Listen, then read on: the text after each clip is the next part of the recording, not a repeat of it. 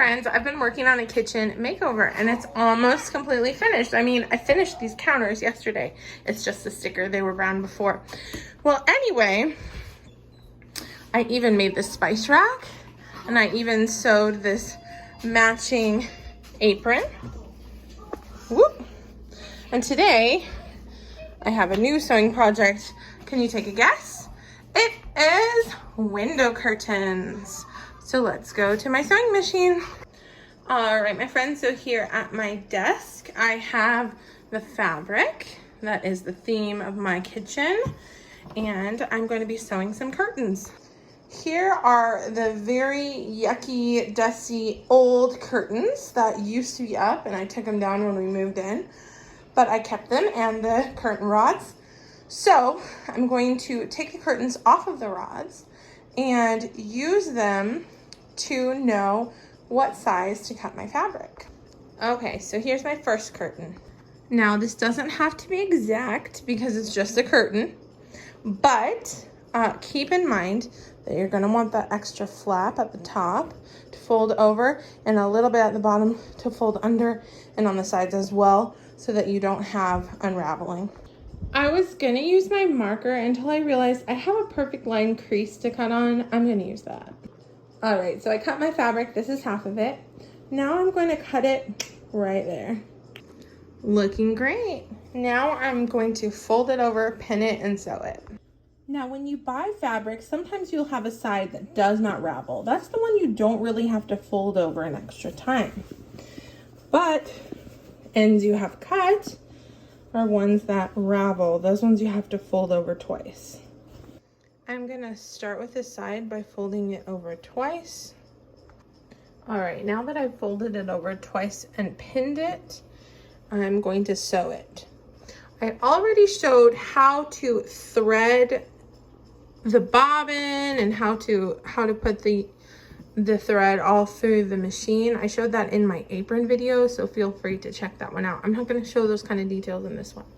I will say, as I go, I'm taking out the pins right before I sew that spot, and I'm putting the pins in here. Any scraps of fabric or scraps of thread, I put in this little trash. Let's go.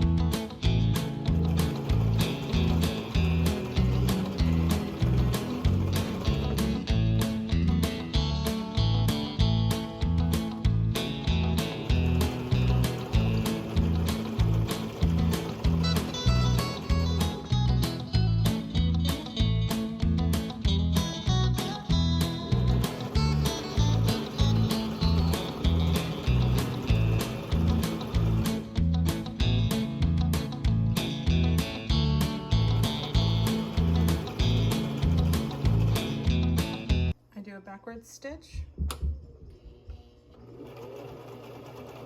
and back forwards. That's how you tie it off so it won't unravel. No need to show you all those steps again. I'm going to do the same thing again. I pinned it, now I'm going to sew it. All right, I sewed it.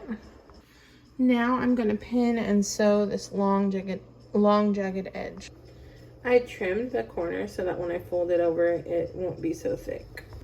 All right, I trimmed this corner as well and I pinned it all the way across. Okay, I finished sewing that line.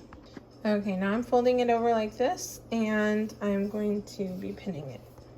I pinned it all the way across. My bobbin just ran out of thread, so here's how to refill a bobbin. So you make the thread go around this circle. Then you make the thread go through this little hole right here. Then you put the bobbin on here.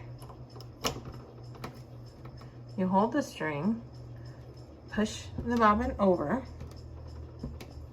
till it's like that, and then you start to press the pedal.